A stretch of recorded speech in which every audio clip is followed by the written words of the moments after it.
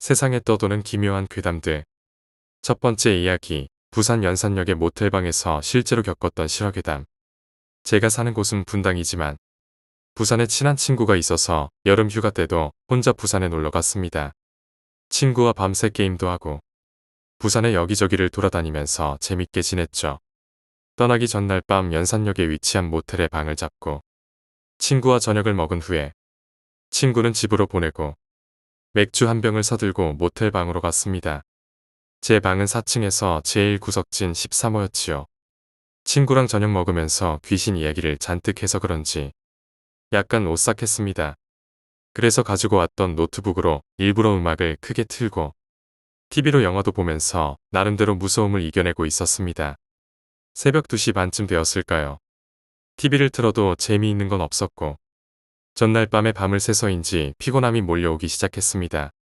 슬슬 자볼까 해서 노래만 켜놓고 방을 정리하고 침대에 누웠습니다. 그때였습니다. 자려고 하는데 갑자기 제 뒷방에서 쿵 하는 소리가 들리더군요. 처음에는 저게 뭘까라고 생각했는데 그 소리는 끊이지 않고 이어졌습니다. 마치 일정한 박자라도 가지고 있는 듯이 그 소리는 몇 분 동안 끊임없이 이어졌고 저는 아까 본 무서운 이야기도 생각이 나고 해서 심장이 마구 뛰었습니다.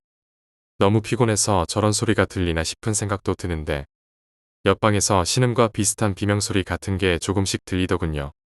그래서 너무 열심히 사랑을 나누다 보니 저런 소리가 들리나 보다 그런가 보다 하며 잠들었습니다.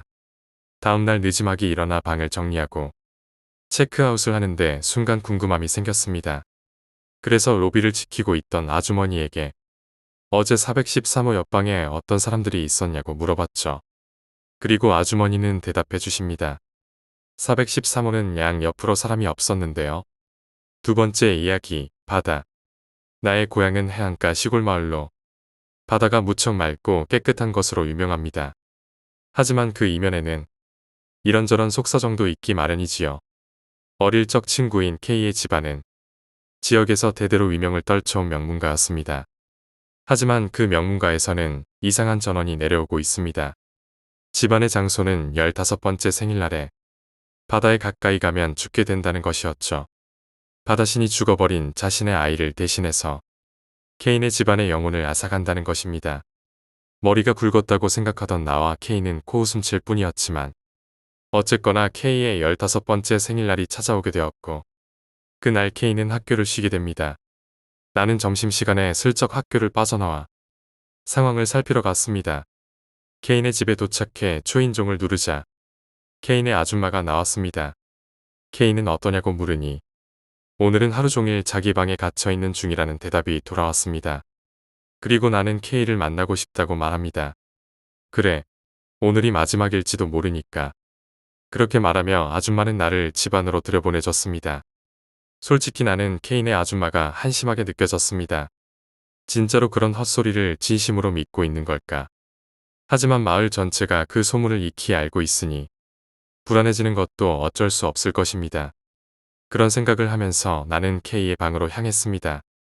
K의 방 앞으로 가자 K의 아버지와 할아버지가 엄숙한 표정을 지은 채로 앉아 있습니다. 나는 두 분께 인사를 건네고 방 안으로 들어갑니다. 문을 열자 한 손에는 콜라캔을 들고 다른 한 손에는 치킨을 쥐고 있는 K가 있습니다. 주변 사람들이 저렇게 걱정을 하는데 정작 본인은 태평하기 짝이 없는 모습을 보니 어쩐지 나도 마음이 놓였습니다. K는 나를 눈치채고 평소처럼 인사를 건네었고 쓸데없는 이야기를 나누던 도중 갑자기 K가 물었습니다. 진짜 오늘 내가 죽어버리면 어쩌지? 잠시 뭐라 대답해야 할지 곤혹스러웠지만 걱정하지 말라며 대답해 주었지요. K의 말에 따르면 K의 아버지도 할아버지도 15번째 생일날에는 다들 방에 갇혀 있었다고 합니다.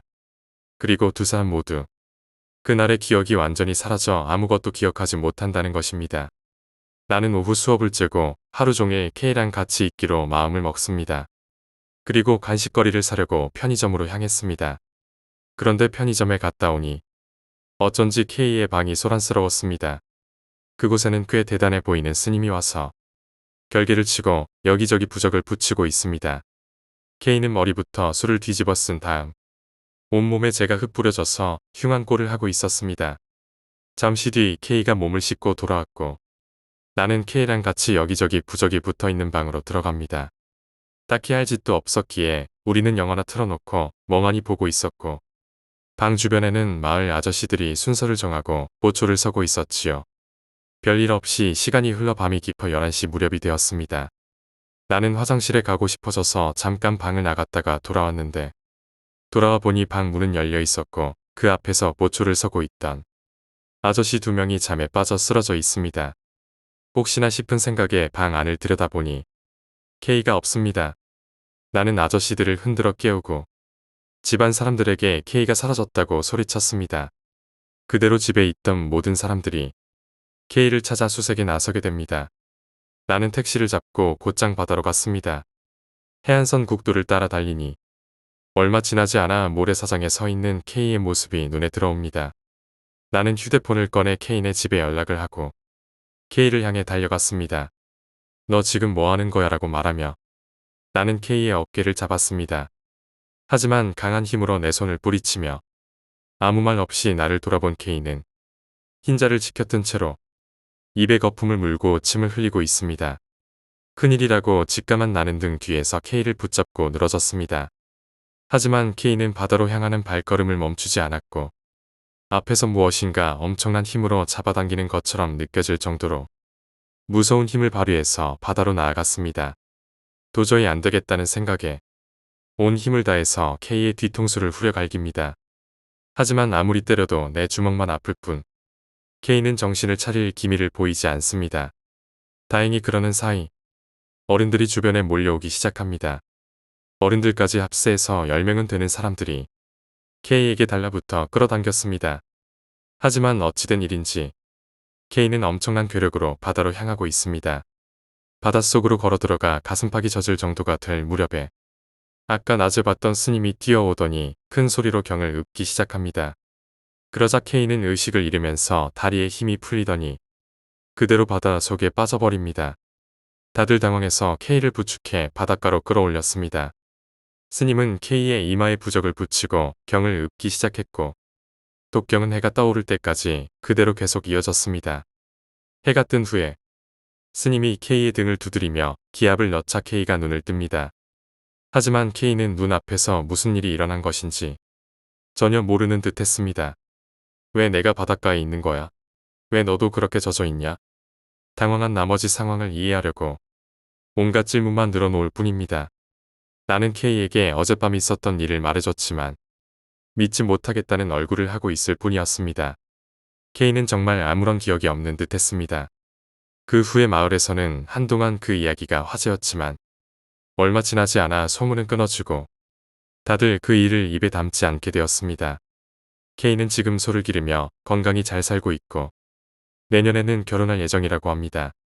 이 사건은 지역 신문에까지 나올 정도로 꽤 유명했던 터라 K에게 경을 읊어줬던 스님은 꽤 유명세를 타게 되어 돈을 잔뜩 벌었다는 소문을 전해 듣기도 했습니다. 세 번째 이야기, 삼촌. 초등학생일 무렵에 우리 집에는 삼촌이 같이 살았습니다. 삼촌은 공장에 다니다가 해고를 당하는 바람에 집세조차 못 내서 우리 집에 들러붙은 것이었죠. 그런 상황이니 일을 하는 것도 아니고 그저 매일 나와 같이 집에서 뒹굴대고 있을 뿐입니다. 땡전 한 푼 없이 매일 술만 먹고 잠만 자던 삼촌이었지만 조카인 나는 무척 귀여워했습니다. 가끔 아이스크림을 사주기도 하고 같이 낚시를 가기도 합니다. 나는 그런 삼촌을 꽤 좋아했습니다. 삼촌이 집에 들러붙고 반년가량 지난 어느 늦은 토요일 밤이었습니다. 비가 내리는 와중에 아버지와 삼촌이 아래층에서 말다툼을 하는 소리가 들려옵니다.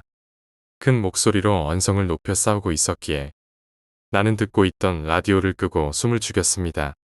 곧 쾅 하고 문이 닫히는 소리가 나고 삼촌이 계단을 올라왔습니다.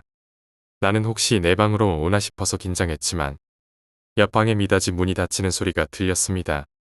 나는 살그머니 이불을 뒤집어 쓰고 그대로 잠에 듭니다. 다음날 일요일 부모님은 가게를 보러 가시고 집에는 나와 삼촌 둘뿐입니다. 나는 어제 있었던 일은 모르는 척하고 TV를 보며 엄마가 만들어 두었던 튀김을 먹고 있었지요. 그러다 위층에서 문이 열리는 소리가 나고 삼촌이 계단을 내려왔습니다. 나는 조금 긴장한 채로 삼촌에게 인사합니다. 삼촌은 내가 먹던 튀김을 보더니 맛있어 보인다고 말하고는 같이 튀김을 먹기 시작했습니다. 이거 다 먹으면 같이 낚시하러 갈래? 삼촌은 튀김을 먹으며 내게 물었습니다. 나는 어린 마음에도 삼촌을 위로해줘야겠다는 생각에 알겠다고 크게 대답했습니다. 우리는 튀김을 다 먹고 낚싯대와 낚싯도구를 챙겨 물통에 넣었습니다. 그리고 평소 낚시를 하던 집 근처의 폭포 쪽으로 향했습니다. 폭포는 전날 내린 비로 수위가 높아져 탁한 황토물이 사납게 소용돌이치고 있습니다. 오늘은 물고기가 별로 안 잡힐 것 같다고 말하니 삼촌은 평소에는 잡지 못했던 뱀장어라도 낚아보자고 말합니다. 그리고 삼촌은 폭포를 향해 걷기 시작했습니다. 나는 굳이 이렇게 안쪽까지 가야 하나 싶으면서도 삼촌의 뒤를 재빨리 쫓아갔습니다. 삼촌은 폭포 앞 높은 바위 곁에서 멈췄습니다. 여기서 낚시하자. 한번 올라와봐. 삼촌은 나를 들어올립니다. 내가 바위 위에 올라서자 삼촌은 물 상태가 좀 어때 잡힐 것 같니? 라고 물었지요. 나는 탕류가 소용돌이치는 수면을 내려다보며 물고기 그림자를 살폈습니다. 생선 같은 건 하나도 안 보이는데 나는 잠시 수면을 내려보다가 문득 삼촌이 대답을 하지 않는다는 것을 깨닫고는 뒤를 돌아봤습니다. 그런데 분명히 바위 아래에 있던 삼촌은 어느새 내 등 바로 뒤에 서 있었습니다. 그리고 마치 나를 밀어 떨어뜨리려던 것처럼 양손을 가슴 부근까지 올린 채였습니다. 그런 삼촌의 모습을 보고 나는 돌처럼 굳게 됩니다. 그리고 삼촌은 무표정하고 힘이 없는 눈을 하고 있습니다. 나는 아무 말도 못하고 그저 삼촌의 눈을 바라볼 수밖에 없습니다. 울려 퍼지는 것은 매미 울음소리뿐. 시간이 그대로 멈춥니다. 땀이 뺨을 타고 흐르고 움직이지 못하는 와중에 그저 심장 고동 소리만이 울려 퍼졌습니다. 삼촌도 손을 내리지 못한 채 그저 무기력한 눈으로 나를 바라보고 있습니다. 서로 얼마나 바라보고 있었던 것일까요? 갑자기 삼촌 뒤쪽의 수풀에서는 바스락하는 소리가 납니다. 나도 삼촌도 깜짝 놀라서 수풀로 눈을 돌렸습니다. 아저씨 같은 사람이 우리가 있는지에 알아차리지도 못하고 그대로 지나쳐갔습니다. 오늘은 잡힐 것 같지 않네. 나 먼저 돌아갈게. 라고 말하고 삼촌을 지나쳤습니다. 폭포에서 조금 멀어진 후 나는 쏜살같이 온 힘을 다해 도망쳤습니다. 뒤를 보면 이상한 눈을 하고 있던 삼촌이 등 뒤에 있을 것만 같아서 앞만 보고 미친 듯이 달렸습니다. 어느 정도 달려왔을 무렵에 나는 울고 있다는 것을 깨닫게 됩니다. 나는 집에 들르지 않고 곧장 부모님이 있던 가게로 향했습니다. 당시 부모님은 식당을 운영하고 있었기에 거기서 가게가 문을 닫을 때까지 부모님과 같이 있었습니다. 그리고 삼촌은 그날 집에 돌아오지 않았습니다. 다음 날 밤 아버지가 경찰에게 신고를 했고 삼촌은 며칠 후에 폭포 밑에서 결국 익사체로 발견되었습니다. 나는 폭포에서 있었던 일에 관해서 누구에게도 말하지 않았고 삼촌은 혼자 낚시를 하다가 실족해 죽은 것으로 처리됩니다. 네 번째 이야기, 귀신 붙은 자전거. 우리 할머니가 대형 쇼핑몰에서 청소 아르바이트를 했을 때의 이야기입니다. 그 쇼핑몰은 당시에 오픈하고 1년 정도 지난 곳이었기에 건물도 시설도 거의 새 것이었고 시골임에도 불구하고 꽤 번성하고 있었습니다. 하지만 그러던 도중 종업원들 사이에서 이상한 소문이 돌기 시작했습니다. 2층 화장실에서 여자 유령이 나온다는 것이었죠. 흔한 이야기기는 하지만 이 건물은 딱히 오래된 것도 아니고 뭔가 사정이 있던 곳에 지어진 것도 아니었습니다. 할머니도 처음 그 소문을 듣고서는 학교 괴담이나 도시전설 비슷한 느낌으로 웃어 넘겼다고 합니다. 하지만 소문이 점점 퍼져나가면서 종업원들 사이에서 부상을 당하는 사람이나 병에 걸리는 사람이 점점 늘어갔습니다. 그렇다고는 해도 대형 쇼핑몰이다 보니 몇백 명은 좋게 되는 사람들 사이에 그런 일은 있을 수 있으려니 하고 무시했다고 합니다. 그러나 기묘하게도 부상을 당하거나 병에 걸린 사람들은 대부분 2층에서 일하는 사람들이었습니다. 그 쇼핑몰은 방범 취지도 겸해서 손님과 종업원이 같은 화장실을 이용하는 구조였습니다. 귀신이 나온다는 그 화장실을 자주 쓰는 사람들에게 안 좋은 일이 이어진다는 것입니다. 그건 청소부 쪽도 마찬가지였습니다. 2층 화장실의 청소 담당이 되었던 사람들이 계속해서 다치거나 병에 걸리는 바람에 일을 그만두는 일이 계속 이어졌습니다. 그러는 사이 청소부들도 그곳에서 일하기 싫다는 목소리가 높아졌고 어쩔 수 없이 본사 직원들이 번갈아 가며 2층 화장실 청소를 맡게 됩니다. 그러던 어느 날 A라는 중년 여자가 새로운 청소부로 일하게 되었습니다. 일도 차차 손에 익고 다른 사람들과도 허물없이 지내기 시작할 무렵 그 화장실 이야기가 화제에 올랐습니다. 다들 기분 나쁘다던가 죽어도 거기는 못 들어가겠다며 이런저런 이야기를 늘어놓고 있을 무렵입니다. 갑자기 A씨가 그럼 내가 오늘 귀신을 데리고 돌아갈게요 라는 말을 꺼냈습니다. 순간 다들 조용해졌지만 곧 이어서 다들 웃음을 터뜨리게 됩니다.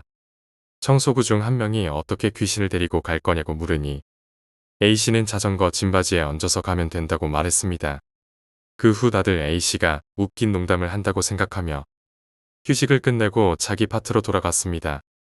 그리고 그날 일이 끝난 후에 할머니는 우연히 자전거 보관소에서 집에 돌아가려는 A씨와 마주칩니다. 할머니가 웃으면서 그 귀신을 데리고 돌아간다면서요. 라고 말을 건네자 A씨는 진지한 얼굴로 내라고 대답하며 자전거 짐바지를 가리켰습니다. 너무 진지한 얼굴에 당황한 할머니는 조심하라며 쓴웃음을 짓고 손을 흔들어줬다고 합니다. 그러자 A씨는 웃는 얼굴로 그럼 내일 뵈어요라며 페달을 힘차게 밟으며 사라져갔습니다. 그리고 다음날 아침 A씨가 전날 자전거를 타고 귀가하던 도중에 대형 트럭에 치여 사망했다는 소식이 전해졌습니다. 할머니를 포함한 청소부들은 그 소식을 듣자마자 모두 그날부로 일을 그만뒀다고 합니다. 5번째 이야기, 보물지도. 몇 명의 남자들이 우연히 보물지도를 발견합니다. 그리고 그 지도를 따라 나서게 되었죠. 어느 우물 바닥에 숨겨져 있다는 보물을 찾기 위해서 내려갔습니다. 그런데 도중에 낙반 사고가 일어나 남자들은 좁은 공간에 갇히고 말았지요. 시간이 지남에 따라 굶주림이 그들을 덮쳐옵니다. 하지만 아무것도 없는 밀폐된 지하에서 할 수 있는 것은 하나뿐입니다. 누군가가 희생양이 될 수밖에 없기에 공평하게 제비 뽑기로 결정하기로 합니다. 잘못된 제비를 뽑고 만 남자는 울부짖었지만 동료들에 의해 팔이 잘려나갔습니다. 그리고 그 팔은 다른 이들의 식량이 되었습니다. 하지만 운명의 장난인지 그 직후에 바로 구조대가 나타나게 됩니다. 쇠약해졌지만 상처 하나 없는 남자들과 한쪽 팔이 잘려나간 채로 방금 전 있었던 비참한 사건을 호소하는 한 명의 남자. 저 녀석 낙반 도중에 팔을 잃고 말았어요. 쇼크를 받아서 그 후로 계속 헛소리를 합니다. 친구의 팔을 먹은 이들은 스스로의 죄가 드러나는 것이 두려워서 구조대에게 거짓을 말합니다. 팔을 잃은 남자는 사고에 의한 정신착란으로 처리되어 정신병원에 들어가게 되었지요. 몇 년 후 외팔이 남자가 퇴원했다는 소문이 흐르고 그의 팔을 먹었던 동료들은 섬찟함을 느낍니다. 그리고 그것은 현실로 이루어집니다. 동료 중 한 명이 팔 한쪽이 잘려나간 채 시체로 발견된 것입니다. 남자들은 외팔이 남자를 찾아 나서지만 단서라고는 남자의 딸뿐입니다. 그리고 남자들은 교묘하게 딸을 꼬드기려 했습니다. 너희 아버지는 정신이 나가서 우리에게 복수를 할 생각이야. 하지만 우리는 그 녀석을 구하려고 한다. 그 말에 따른 아버지를 찾는데 도움을 주기로 약속합니다. 하지만 외팔이 남자의 행방은 묘연하고 그 사이 차례차례 남자들이 죽어나가서 마침내 한 명만이 남았습니다. 그리고 시체는 모두 한 팔이 잘려나간 채였지요. 마지막 남은 남자에게 딸의 전화가 걸려왔습니다. 아버지가 숨어 계신 곳을 찾았어요. 그 말을 듣고 변두리의 은신처로 남자는 향합니다. 은신처는 살인자에게 어울리는 곳이었습니다. 가구 하나 없고 창문조차 없는 오두막이었습니다. 그때 갑자기 무거운 문이 그의 등 뒤에서 소리를 내며 닫혔습니다. 그리고 오두막은 완전한 밀실로 탈바꿈하게 됩니다. 남자는 반쯤 정신을 놓고서 문틈으로 밖을 살폈습니다. 거기서 보이는 것은 휠체어를 타고 있는 외팔이 남자와 그의 딸입니다. 딸은 눈동자에 광기를 띠고 말했습니다. 미안하지만 거기서 내보내 줄 수는 없어. 과거 우물에 갇혔을 때와 같은 밀폐된 공간이었기에. 남자는 절규합니다. 거기에는 아무것도 없어. 물도 먹을 것도. 하지만 불쌍하니까 이건 주고 갈게. 그렇게 말하고 딸이 문틈으로 밀어 넣은 것은 예리하게 갈린 칼이었습니다. 사람 팔 하나 정도는 가볍게 잘라낼 수 있을 만큼 예리했습니다. 오늘 이야기는 여기까지입니다. 제비뽑기로 굶어 죽기 직전에 팔을 먹은 것에 대한 복수였을까요? 아니면 강제로 거짓말쟁이로 몰아가며 정신병원에 입원시킨 것에 대한 복수였을까요? 6번째 이야기, 민박집 괴담. 친구들과 1박 2일로 해수욕장에 갔습니다. 바다에서 신나게 놀다가 숙소에서 게임도 하다 보니 어느새 밤이 깊었습니다. 모두들 체력이 소진된 터라서 평소보다 일찍 잠이 들었지요. 제가 가운데서 자고 있는데 오른쪽에 누워있던 친구가 무척이나 잠꼬대가 심했습니다.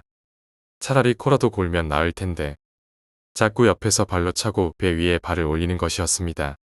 잠이 들려고 한순간이어서 짜증이 났습니다. 친구에게 화를 내려고 눈을 뜨고 옆을 봤는데 친구는 이불을 덮은 채로 조용히 자고 있습니다.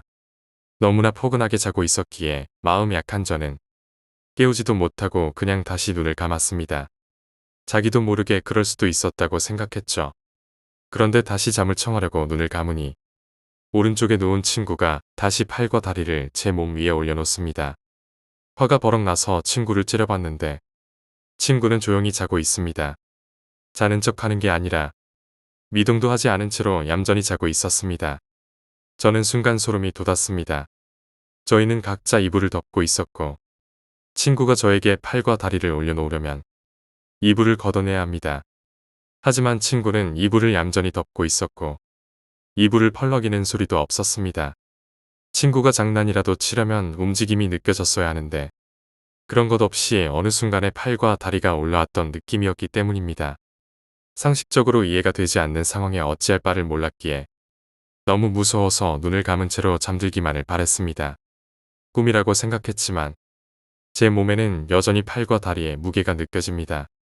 온몸에 소름이 돋고 너무 무서워서 차마 눈을 뜰 수 없었지만 혹시 친구가 장난치는 것일 수도 있기에 눈을 떠보았습니다. 하지만 친구는 여전히 그대로 있었습니다.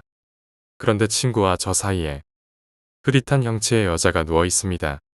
그 여자의 팔과 다리가 저에게 올라오고 있었고 여자는 저를 보면서 살며시 웃고 있습니다.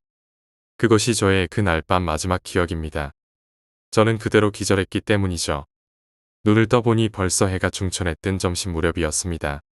친구들은 잠을 왜 이렇게 오래 자냐고 했지만 저는 잠이 아니라 기절을 했던 것이었습니다. 눈을 뜨자마자 친구들에게 이야기했지만 거짓말이라고 믿지 않았고 특히 오른쪽에 누웠던 친구는 그런 일은 없었다고 말합니다.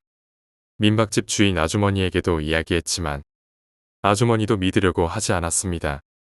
어찌 보면 당연한 일입니다. 상식적으로 있을 리 없는 일이고 괜히 이상한 소문이라도 돌면 큰일이니까요. 그런데 점심을 먹다가 음식점에서 흥미로운 이야기를 들었습니다. 과거에 민박집 근처에서 사고가 있었다는 것이지요. 사실인지는 모르겠지만 소문을 좋아하는 음식점 아주머니께서 저희가 하는 이야기를 듣더니 해준 이야기입니다. 민박집 근처에 신혼부부가 살고 있었습니다. 남편은 다른 지방에서 일을 해서 돈을 보내주고 부인은 갓난아이와 함께 살고 있었죠. 그런데 어느 날인가 아침에 일어나 보니 아이가 무언가에 의한 압사로 죽어 있더랍니다. 부인이 갓난아이를 옆에 눕혀놓고 잠을 잤는데 실수로 다리를 올려서 숨을 제대로 쉬지 못한 것입니다. 남편은 부인을 엄청나게 추궁했고 부인은 아이를 잃은 슬픔과 자책감에 결국 스스로 목숨을 끊었다라는 그런 이야기였습니다. 어디까지 사실인지는 모르겠습니다. 사실이라도 제가 겪은 일과 연관성이 있는지는 모르겠습니다. 하지만 제가 그날 밤에 봤던 여자는 웃고 있었습니다. 그 웃음이 왠지 무섭게 생각됩니다. 7번째 이야기, 가스 폭발. 2008년 3월 젊은 신혼부부가 거주하던 한 아파트 단지 내에서 도시가스가 폭발하여 결혼한 지 10개월 된 아내가 싸늘한 시신으로 발견됩니다. 함께 사고를 당한 남편은 소방대원들에게 부인이 안에 있다는 말을 남기고 화재 현장에서 구조돼 중환자실로 긴급 후송되었습니다. 화재가 난 이유를 알아보던 중에 도시가스를 공급받는 가스호스에 이음새가 분리돼 있는 것을 발견했고 가스레인지 하나가 켜져 있는 것으로 보아 경찰은 가스가 누출되는 것을 인지하지 못한 아내가 가스레인지를 켜는 과정에서 사고를 당한 것으로 추정하여 원발성 쇼크사라는 단순 화재 사고로 마무리된 사건입니다. 원발성 쇼크사는 순간적으로 치솟은 화염의 충격으로 즉사했다는 것입니다. 그러나 일반 화재 사건 농도인 40%에 비하면 숨 한 번 제대로 못 쉬고 사망했다는 의미입니다. 하지만 이럴 경우 기관지 등 호흡기관에는 그 흐름이나 발작 등의 화상 흔적이 있어야 했지만 찾아볼 수 없었습니다. 이상한 점은 한두 가지가 아니었습니다. 일어선 상태에서 가스를 켜다가 사고를 당했다고 하기엔 시신 뒷부분이 지나치게 깨끗했습니다. 이에 전문가들은 처음부터 누워 있었을 가능성이 높다 라고 추측합니다. 그리고 가스회사에 재직 중인 사람이 이에 대한 의문을 품었습니다. 가스호스는 공구를 이용해 안전링을 제거하고 뒤로 잡아당기며 눌러서 빼지 않는다면 빠지지 않기 때문입니다. 이에 피해자 가족은 딸이 가스가 새는 것을 몰랐을 리가 없었고 여러 가지로 너무 이상하다고 생각되어 화재 원인 재감정을 요구했습니다. 1년 뒤 국과수는 누군가 인위적으로 탈거했다라고 발표했지만 현장에서는 지문과 외부 침입 등 아무 흔적이 발견되지 않았다고 합니다. 그럼에도 불구하고 의심되는 부분이 너무 많았습니다. 범죄 전문가는 결과를 놓고 그 결과에 절맞춰진 느낌이다. 가스 유출로 인한 화재 사고사인 것처럼 보이게 했다. 치밀한 계획에 의해서 이루어졌다라고 말했습니다. 이러한 치밀한 계획을 세운 사람은 누구인가? 확실한 증거는 없지만 의심되는 한 사람이 있습니다. 그 사람은 바로 남편입니다. 남편은 화재가 났을 당시 반신욕 중이었다고 진술했지만 물은 12cm가량밖에 담겨 있지 않았고 사고 현장에서 급히 탈출했다고 보기에는 어려울 정도로 정리가 너무나 잘 되어 있는 욕실이었습니다. 또한 아내의 차에서 화재가 나기 몇 개월 전에 가입한 10억대의 보험 청약서가 발견됩니다. 하지만 살해했다는 증거가 없고 가입 사실 또한 살인하기 위해서 가입했다고 볼 수 없다며 무죄를 선고했습니다. 이 사건은 첫 단추부터 잘못 끼어져서 일어났고 경찰은 CCTV를 분명히 봤지만 현재 수사 기록은 실종되어 있습니다. 또한 도시가스 사고 조사팀이 사건이 이상하다고 의문을 제기했지만 경찰은 이에 대해 왜 귀찮게 하냐는 식으로 화를 냈다고 합니다. 이게 말이 되는 소리일까요? 이제 너무 많은 시간이 흘러서 또 잊혀져 가는 사건이 되지 않을까라는 생각이 듭니다. 8번째 이야기, 사주. 제가 직접 겪은 건 아니고 그나마 좀 친했던 친구의 이야기입니다. 친구는 15년 전에 대학 동기로 만나게 됐습니다. 키도 크고 결정적으로 얼굴이 뭐 이렇게 생긴 놈이 있나 싶을 정도로 같은 남자가 봐도 기가 막히게 잘생겼습니다. 그냥 잘생긴 정도가 아니라 비율이면 비율, 얼굴 크기면 크기, 대놓고 연예인이었습니다. 그래서 처음 입학하고 선배들이나 동기들은 물론 학교 전체에 소문이 나면서 인기가 엄청나게 많았죠. 또 그렇다 보니 그 짧은 기간에 여자 관계가 복잡해지거나 관련 문제가 끊이질 않았습니다. 더군다나 이 친구가 지방에서 올라와 자취생활을 해서 더욱 심했던 것 같습니다. 거짓말 조금 보태면 한 여자랑 2주 이상을 사귄 적이 없었고 양다리 걸치는 건 기본이었습니다. 그리고 시간이 지날수록 이런 친구에 대한 안 좋은 소문이 돌기 시작하면서 여자 후리고 다니는 질이 안 좋은 놈으로 인식되기 시작했고 소문이 덧붙여지고 안 좋아지면서 처음엔 남녀를 막론하고 외모만 보고 호감을 갖다가 슬슬 배척하기 시작하고 좋지 않은 시선으로 보는 경우가 많아졌습니다. 결국 1학기 기말고사 기간쯤에 친구는 수업도 빠지고 자취방도 잠겨있고 아예 잠수를 타버렸습니다. 그나마 그 친구랑 좀 친했던 저희 무리들 중에서도 별로 걱정하거나 신경 쓰지 않았었죠. 남자끼린 것도 있었지만 무엇보다 무리들 중 사귀던 여자친구가 그 친구랑 바람을 핀 경우가 몇몇 있었습니다. 그것 때문에 아직 어렸던 때라 주먹 다짐까지 했었고 얼굴 붉히는 일 만들기도 했지만 대충 어찌어찌 정리하기는 했는데 알고 보니 그 친구가 그 애들의 여자친구들을 대놓고 꼬셨다기보다는 친구는 가만히 있는데 여자애들이 달라붙는 경우였습니다. 그래도 아예 앙금이 남아있지 않을 수 없었고 사람들 평판도 안 좋아지다 보니까 자연스럽게 학기 초에 같이 붙어 다닐 정도로 친했던 친구였지만 별 관심을 가지지 않게 됐던 거죠. 또 친구 역시 처음엔 학과나 동아리 모임에도 자주 참석하고 교우 관계도 좋았는데 여자들을 만나기 시작하면서 평판이 나빠지면서 멀어졌던 것 같습니다. 그냥 저희끼리는 이 여자 저 여자 만나고 다니다가 사고를 쳐서 잠수 탔겠지 생각하고 말았습니다.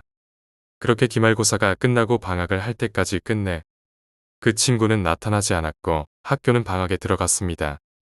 그리고 개강이 가까워질 무렵에 저한테 모르는 번호로 한 통의 전화가 왔습니다. 다름 아닌 그 친구였습니다. 친구의 연락이 의외였습니다. 사실 따로 연락할 정도로 많이 친했던 것도 아니고 같이 어울리는 무리들과 사이가 서먹해지면서 저 또한 많은 교류를 하지 않았던 터라 크게 반갑다거나 그렇지도 않았습니다. 친구는 그냥 차분하면서도 약간 힘없는 목소리였고 술 한잔 하자고 불러냈습니다. 솔직히 내키진 않았지만 그래도 한때 같이 다니던 친구였기 때문에 일단 만나기로 했습니다. 자기 자취방에 왔다길래 일단 제가 거기로 갔습니다. 학기 초에 한참 애들끼리 친해질 무렵에는 몇 번 가봤지만 이후엔 한 번도 그놈 자취방을 간 적이 없기 때문에 가는 순간까지도 꺼려졌고 다른 애들한테 연락해야 되는 건 아닌지 혹시 들어갔는데 여자랑 이상한 짓 하고 있는 건 아닌지 등등 여러 가지 생각들로 망설여졌죠. 그래도 뭐 학교 동기놈이 남자끼리 술 한잔 하자는데 어떨까 싶어서 일단 만나기로 하고 갔습니다. 그리고 빈손으로 가기도 뭐하고 근처 편의점을 들러 술이랑 안주거리를 사서 친구 자취방 문을 두드렸습니다. 한 10분 정도 지나서 문이 열렸습니다. 그런데 이놈이 진짜 내가 알고 있는 그 친구가 맞나 싶을 정도로 애가 너무나 초췌한 몰골인 겁니다. 대충 설명을 드리자면 피죽도 한 그릇 못 얻어먹어 뼈에 가죽만 씌워놓은 것 같고 눈 밑 다크서클도 짙은 게 펀치라니 잘생겼던 본래 모습은 찾아볼 수 없을 정도로 페인이 다 되어 있었습니다. 일단 좀 당황하기도 했지만 괜히 그냥 반가운 척하면서 어떻게 된 거냐, 무슨 일 있었냐 등등 별 시덥잖은 이야기를 하고 방 안으로 들어갔습니다. 친구는 미안하다며 자고 있어서 벨 누르고 문 두드리는 소리를 못 들었다고 엄청 힘없이 얘기하면서 담배 한 대를 피웠습니다. 그 방 안에 들어서자마자 든 바로 한 가지 생각은 학기 중 다양한 여자들이 드나들며 이 공간에서 많은 일들이 있었겠구나 였습니다. 아무튼 뭔가 기분이 묘했죠. 그렇게 좀 뻘쭘하게 있는데 그때서야 그놈이 뭐 상도 차리고 제가 사온 걸 뭐 이런 걸 사왔냐며 형식적인 말 한마디 뱉더니 둘이 같이 앉아서 술판을 벌였습니다. 전 술이 좀 들어가서 그냥 사실대로 말했죠. 사실은 이러이러했고 너도 알다시피 참 많은 일들이 있었는데 많은 애들 중에 나한테 연락한 것도 그렇고 잡소리를 좀 많이 했습니다. 한동안 술을 홀짝홀짝 마시면서 제 얘기만 듣던 친구도 슬슬 입을 열기 시작했습니다. 그리고 첫 마디가 나 죽을지도 모른다 였습니다. 순간적으로 이놈이 무슨 중병에라도 걸렸나 싶었습니다. 그래서 심각하게 어디 아프냐고 물어보니까 이때부터 친구가 하는 얘기가 소위 말해 다 구란 줄 알았습니다. 친구는 마치 시한부 선고를 받은 말기암 환자처럼 담담하지만 절망에 가득 찬 목소리로 이야기를 꺼냈습니다. 친구는 타고난 외모 덕분이었는지 어렸을 때부터 상당히 인기가 좋았습니다. 길거리를 돌아다니다가도 종종 이성으로부터 고백을 받기도 하고 심지어 고등학교 때는 학교 젊은 여선생 한 명이 사귀자고 들이댄 적도 있었다고 합니다. 문제는 이놈 집안이 표면적으로는 보수적이면서도 엄격해서 그런 사정을 잘 알아 학교도 초등학교 이후로 일부러 남학교만 보내고 이성 규제 자체를 허락하지 않았습니다. 그래서 이놈이 대학에 입학하기 전까지 단 한 명의 여자도 사귀어 본 적이 없을 뿐더러 아예 친구로라도 지내는 이성 자체가 없었답니다. 무슨 조선시대 양반집 규수도 아니고 이해가 가지 않았습니다. 그런데 나중에 쓰겠지만 다 그럴 만한 사정이 있었습니다. 아무튼 그렇게 잘 갖춰진 외형적 조건과는 별개로 이성과 어울릴 기회가 없었던 친구는 대학을 입학함과 동시에 부모님의 영향권을 벗어나 새로운 세상을 만나게 된 겁니다. 그래도 살아온 세월이 있었던지 사실 기억을 더듬어 보면 진짜 그랬습니다. 처음 입학식 때 그 친구는 돋보이게 잘생기긴 했어도 옷을 입는 스타일이랄까 행동거지가 영락없는 모범생 그 자체였습니다. 앞에서도 적었듯이 이때까진 별 무리 없이 친구들과 잘 어울렸고 인기는 많았지. 여자들 사이에서는 말도 잘 못하고 은근한 숙맥 기질까지 있었습니다. 그랬던 친구가 1년의 과정을 거쳐 지금 눈앞에 있는 몰골을 하고 있다는 게 새삼 그 당시에 너무나도 믿기지가 않았습니다. 아무튼 계속 이어가자면 그렇게 차츰 인기를 얻기 시작하고 특히 여자들이 치근대기 시작할 무렵에도 어렸을 때부터 그러려니 해왔기 때문에 별로 달라질 건 없었다고 합니다. 그런데 정말 이상한 계기가 이 친구에게 생겨버렸습니다. 학기 초 어렸을 때부터 친하게 지냈던 서울에 사는 형을 만나러 갔는데 이 형이 나이 차이도 제법 나고 사회생활을 하던 터라 자신이 술 한잔 사주겠다며 강남으로 친구를 불러냈답니다. 그리고 그 근처 바에 친구를 데려갔는데 좀 생경한 느낌도 들었고 무엇보다 살면서 새로운 세상을 만난 것처럼 별천지더랬습니다. 아무튼 형이란 사람은 자주 오는 단골처럼 능숙하게 바텐더를 불렀고 킵해놓은 술이 있다면서 이것저것 가져오라고 지시했다고 합니다. 친구는 아무래도 자주 접하지 못했던 경험이었기 때문에 우물쭈물하고 뻘쭘하게 있는데 그 형이란 사람이 부른 바텐더가 지한테 다가오는데 정말 예쁘더랍니다. 지도지 생긴 걸 잘 아는 놈이 보기에도 너무 예뻐서 눈을 뗄 수 없을 정도로 미모의 바텐더가 자기 옆에 앉아서는 금방이라도 빨려 들어갈 것처럼 그윽한 눈빛으로 한참을 쳐다봤답니다. 처음엔 당황스럽기도 하고 쑥스럽고 다양한 감정이 들어서 눈을 피하려고 했는데 그래도 계속 한마디 말도 없이 뚫어지게 쳐다보더니 한마디를 툭 던지고 다시 일어섰답니다. 잘생겼네라는 이 한마디요. 근데 희한한 건 친구는 살아오면서 무수히 많이 들어왔던 그 말이 그 바텐더 입에서 나오니까 그렇게 기분이 좋고 황홀할 수가 없었답니다. 그리고 자꾸만 그 바텐더가 생각나고 보고 싶은데 진짜 처음 연애할 때나 사랑하는 사람이 생겼을 때처럼 미칠 것 같았다고 합니다. 그래서 기회가 될 때마다 그 형이란 사람에게 연락해봐 안 가냐. 가면 나 좀 데려가라고 노래를 불렀고 그렇게 몇 번 더 갔는데 갈 때마다 바텐더는 쳐다보기만 하고 별 말도 없이 지 할 일을 하는데도 정말 그 자체만으로 너무 좋고 황홀해서 좋았다고 합니다.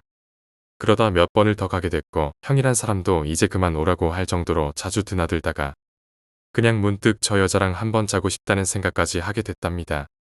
친구는 바가 끝나는 시간까지 근처에서 죽치고 있다가 퇴근하는 바텐더를 붙잡고 다짜고짜 미친 놈처럼 사귀고 싶다고 고백을 해버렸습니다.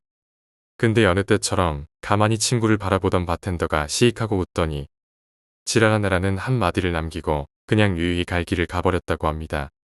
그 일이 있고 난 뒤 친구는 이틀을 몸살 감기 비슷하게 시름시름 앓았고 정확히 이틀째 되는 날 밤 몸이 벌떡 일어나지면서 가슴 안에서부터 막 뚫고 나오는 것 같은 이상한 오기 같은 걸 느끼게 됐다고 합니다.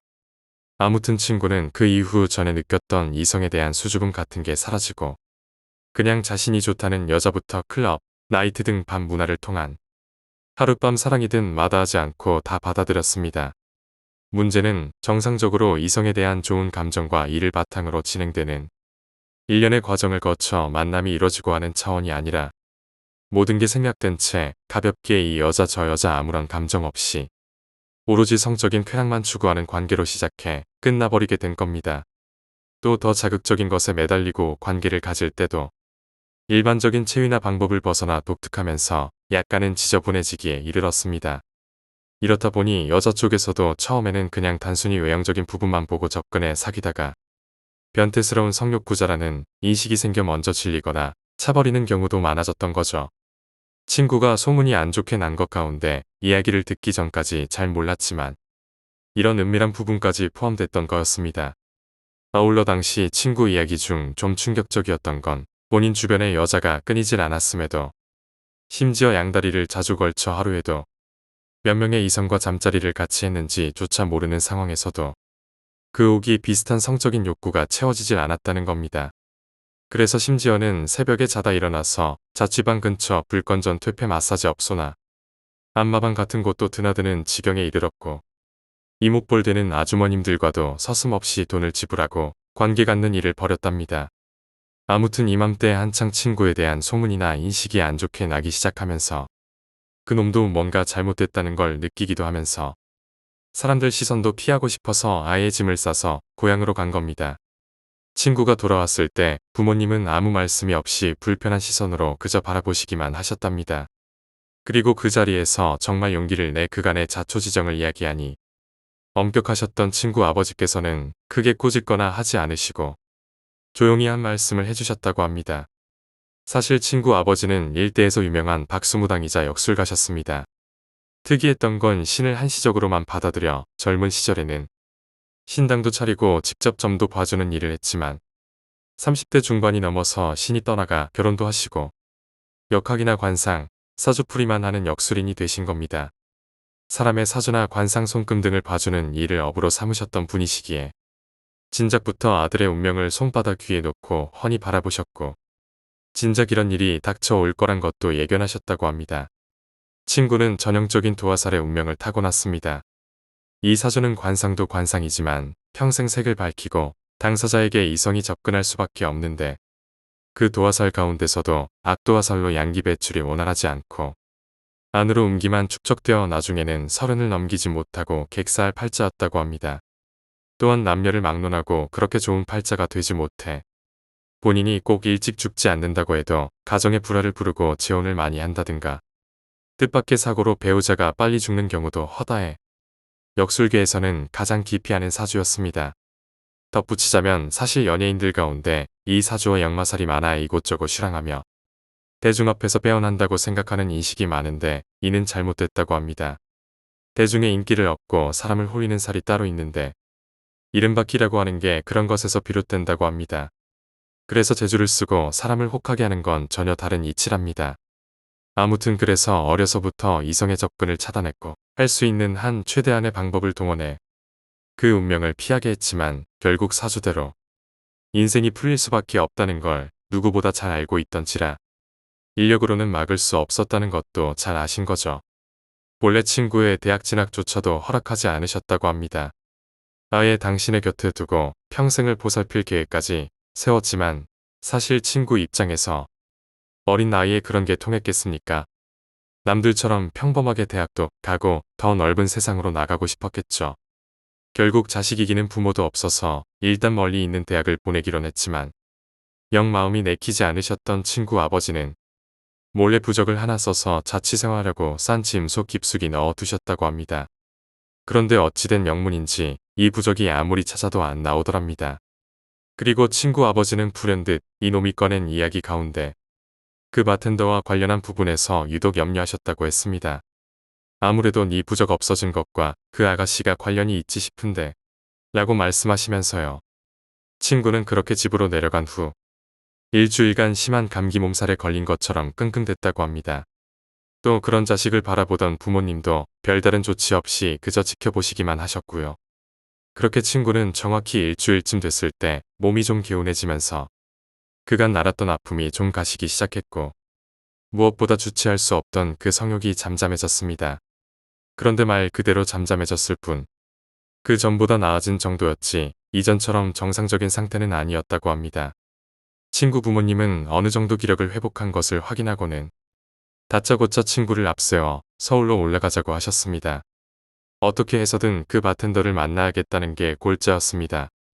친구 입장에서도 부모님 말씀을 절대 거역할 수 없었고 그저 시키는 대로 행할 뿐이었습니다. 일단 서울로 가기 전 친구가 가지고 온 짐을 모두 풀어 어떻게든 부적을 찾으려고 했지만 그 어떤 곳에서도 발견되지 않았습니다. 친구 아버지는 두말 없이 다시금 친구를 재촉했고 결국 어머니만 본가에 남겨놓은 채 두 사람은 서울 행버스에 몸을 실었습니다. 그리고 도착하자마자 친구를 바에 데려갔던 그 형이란 사람에게 연락을 취했지만 이상하게 전화도 받지 않고 문자에 대한 답장도 없었습니다. 결국엔 두 사람이 함께 직접 바를 찾아가게 되었답니다. 연세가 좀 있으신 친구 아버지와 얼핏 보기에도 어려 보이는 친구를 마주한 바 사장과 직원들은 처음에는 좀 애아해하더니 자초지종을 설명 듣고 그 문제의 바텐더 행방을 물으니 그제야 좀 수그러진 태도로 이 부자를 대해줬다고 합니다. 문제는 그 바텐더의 행방은 본인들도 모를 뿐더러 얼마 전 일을 그만두고 종적을 감췄다는 말이 돌아왔습니다. 그래도 어쨌건 함께 일을 했던 동료고 사는 곳 정도는 알고 있지 않느냐고 애원하듯 물었지만 자신들도 도저히 알 방법이 없고 그 전에도 가끔 몇 달씩 잠수를 탄 적이 있다가 다시 아무 일 없었다는 듯 돌아오기를 반복한 적이 있어 찾기 힘들다는 대답이 돌아올 뿐이었습니다. 친구는 그쪽 직원들 마음도 이해가 가는 게 친구와 아버지가 했던 말은 처음 듣는 사람 입장에선 거부감 느껴질 뿐더러 무슨 부적과 관련된 사람을 찾는다는 둥 하는 게 이상한 사입이 종교 맹신자처럼 보였을 수도 있고 신빙성도 없어 보여 일부러 바텐더의 행방을 가르쳐주지 않은 것일 수도 있다고 털어놨습니다. 듣고 보니 그랬습니다. 요새 세상도 험하고 이상한 사람도 많으며 더군다나 부적이 어쩌고 저쩌고 별 관련도 없는 이야기를 늘어놓으면서 동료를 찾으니 일부러 감출 수도 있다는 생각이 들었습니다. 어쨌든 가게 사장이나 종업원 이외에 그 바텐더에 대한 정보를 구할 길이 만무했던 친구와 아버지는 결국 다시 친구의 자취방으로 돌아갈 수밖에 없었다고 합니다. 무엇보다 어쩌면 그 형이란 사람은 알 수도 있지 않을까 하는 기대감에 계속 연락을 취해보는 방법 외엔 아무것도 할 수 없었고요. 그렇게 일주일여를 좁은 자취방에서 두 부자가 함께 보내던 중 그 형이란 사람으로부터 연락을 받게 됩니다. 일단 친구 말에 의하면 당시 형의 음성은 평소 알고 지내던 그것과 달리 매우 경직됐으며 한편으로는 뭔가 음흉한 느낌이 강하게 들었다고 합니다. 그러나 일단 만나는 게 중요하다고 생각돼 약속을 정하고 보기를 청했습니다. 또 이 형이 좀 이상한 게 아버지가 함께 올라오셨다는 별도의 언지를 주지 않았음에도 그냥 무조건 친구 보고 혼자 나오라고 누구와 같이 올 거면 절대 만나주지 않겠다고 했답니다. 뭐 평소에 낯을 가린다거나 폐쇄적인 성향이 강하다면 그러려니 했겠지만 누군가 같이 나갈 거란 말도 없었을 뿐더러 사교성이 많아 처음 보는 사람과도 유대관계를 쉽게 가지던 사람이 그렇게 나오니까 이상했습니다. 안심을 시키고 혼자 나가겠다는 다짐을 받고서야 형은 만날 장소와 시간 등을 문자로 찍어주겠다며 전화를 끊었습니다. 옆에서 모든 걸 지켜보시던 친구 아버지도 뭔가 예사롭지 않다는 것을 느끼시곤 표정이 심각해지셨다고 합니다. 다음날 형이란 사람이 일방적으로 정해준 약속 장소와 시간대를 확인하고 곧바로 두 부자는 행선지를 향해 갔습니다. 약속 장소에 도착해서는 친구 혼자 온 것처럼 기다리고 있었고 아버지는 그곳이 잘 바라보이는 곳에서 멀리 떨어져 조용히 응시하고 있었습니다. 정확히 30여 분 정도가 지나자 멀리서 좀 낯익은 사람이 걸어오는 게 보였는데 다름 아닌 그 바텐더였다고 합니다. 뭔가 이상한 것을 느낀 친구는 당황한 나머지 아버지의 동태를 살폈지만 아버지는 미동도 하지 않으신 채 그저 지켜만 보고 계셨다고 합니다. 바텐더는 친구에게 다가와서 자신을 알지 않느냐고 그 형은 지금 몸이 좀 안 좋아서 내가 대신 나왔다라는 식으로 말을 이어가며 친구를 어디론가 데리고 가려고 했답니다. 그리고 친구가 뭔가 자꾸 불편한 기색을 드러내고 그럼 다음에 형을 직접 만나겠다며 돌아가려고 하자 바텐더가 친구의 팔을 아주 세게 붙잡더니 이렇게 말하더랍니다. 분명히 혼자 나오라고 하지 않았어요. 이상한 걸 붙이고 나왔네. 라고요. 친구는 순간적으로 당황하기도 했지만 자신의 아버지이기도 한 어른에게 그런 식의 표현을 붙여 말하니 살짝 기분이 나빴다고 합니다. 물론 그때까지도 아버지는 그저 주시만 하고 계셨고요. 일단 무슨 소린지 모르겠다고 잡아댄 친구는 그냥 돌아가시고 다음에 직접 형이랑 만나겠다고 하며 억지로 그 자리를 피하려고 했습니다. 바로 그때 갑자기 친구 아버지께서 친구를 향해 빨리 와. 빨리. 라고 다급한 목소리로 손짓까지 하시며 부르시더랍니다. 친구는 당황해서 이러지도 저러지도 못하고 있다가 그냥 본능적으로 미친 듯이 아버지가 계신 곳을 향해 뛰어갔습니다. 그렇게 달려 아버지가 계신 곳으로 가자마자 헉헉대며 지금까지 겪은 이야기를 늘어놓은 후 기절했고 기억은 없었으며 눈을 떠보니 옆에선 아버지가 흐느껴 울고 계시고 자꾸만 친구의 머리를 쓰다듬으면서 미안하다 정말 미안하다. 내가 책임졌어야 했는데 라는 말만 반복하시더랍니다. 놀란 친구가 벌떡 일어나 아버지께 왜 그러시냐고 도대체 아까 어떻게 된 일이냐고 하니 그제야 친구 아버지는 말을 이으셨습니다. 아까 네가 약속 장소에서 아무도 없는 허공에 대고 뭐라고 짓걸리더니만 팔을 막 휘젓고 미친 듯이 소리도 지르고 이쪽을 쳐다보기도 하고 해서 뭔가 잘못됐다고 생각했다. 그래서 내가 너를 그냥 막 불렀고 빨리 이쪽으로 오라고 소리를 질렀는데 그때서야 정신이 들었는지 달려오더니만 나를 붙잡고는 아버지, 저기 저 여자가 그 바텐더예요. 제가 말씀드렸던 바텐더요 하는데 다리에 힘이 쭉 풀리더라. 이놈 새끼야. 너 뭐가 단단히 씌었다. 큰일 났다 이놈아 하시며 다시 막 우시더랍니다. 분명 자기는 몇 마디 나눈 게 전부였고 아버지 쪽을 쳐다보긴 했어도 미친 사람처럼 팔을 휘젓고 춤을 추고 발광하진 않았는데 그렇게 말씀하신 것도 그렇고 결정적으로 자기 눈에 보였던 그 바텐더가 아버지 눈에 보이지 않았다는 게 이해할 수 없었습니다. 아버지는 그 길로 당장 학교고 뭐고 여길 떠야겠다며 자취방도 내놓고 학교 휴학 때도 제출하라고 으름장을 놓으셨습니다. 친구 아버지 말씀에 의하면 사주학적으로 꼬인 사람이 다른 사람의 눈에 보이지 않는 무언가를 보게 되면 이승에서의 수명이 얼마 남지 않았다는 걸 암시한다는 것이었습니다. 친구는 다른 사람도 아닌 아버지가 그런 말씀을 하시는 것부터 지금 자신이 처한 현실까지 무슨 꿈을 꾸고 있는 것 같았다고 합니다. 그러던 와중 또 다시 형에게서 연락이 왔습니다. 아버지의 만류에도 방법이 없었던 상황에서 또 다시 만남을 갖기로 했습니다. 물론 아버지 몰래 늦은 저녁 시간 약속을 잡았습니다. 형은 한눈에 보기에도 초스한 몰골로 약속 장소에 나타났다고 합니다. 그리곤 지금까지 네가 겪었던 일 다 알고 있었다면서 미안하다며 이야기를 늘어놨습니다. 형이란 사람의 이야기인즉슨 처음 친구를 바에 데려가기 훨씬 전 바텐더를 알게 됐고 묘한 매력과 이끌림을 느껴 빠져있던 중 관계도 발전하고 연인 사이처럼 됐는데 어느 날 이 바텐더가 좀 희한한 부탁을 하더랍니다. 조만간 자기 고향 후배가 가까이 오게 될 것이다. 그럼 그때 그 친구를 우리 가게로 무조건 데려와라. 단, 그 전에 그 친구가 평소 즐겨 입는 청바지 밑단 오른쪽을 뜯으면 바늘로 재봉해 놓은 손가락 마디만한 작은 부적이 있을 거라며 그걸 꼭 함께 가져오라고 했다는 것이었습니다. 어떻게 보면 이 형이란 사람도 뭔가 바텐더에게 조종을 당하는 것 같다고 느꼈답니다.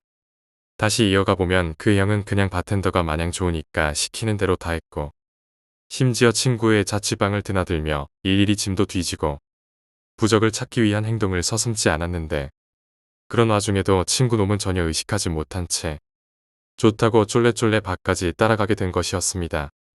이야기를 듣고 조금 정리가 됐던 친구는 그럼 당장 그 바텐더를 만나서 부적을 돌려달라고 하고 나에게 무슨 짓을 했는지 혹시 무속인이거나 그런 계열의 사람은 아닌지 확인하자고 재촉했습니다.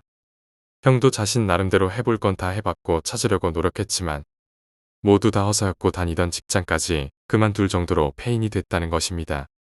또 일단 지금 집으로 돌아가고 조만간 날짜를 정해 다시 만나자고 했습니다. 경찰에 신고하는 것도 애매하니 자신의 신변이 정리되는 대로 방법을 강구해 보자는 것이었습니다.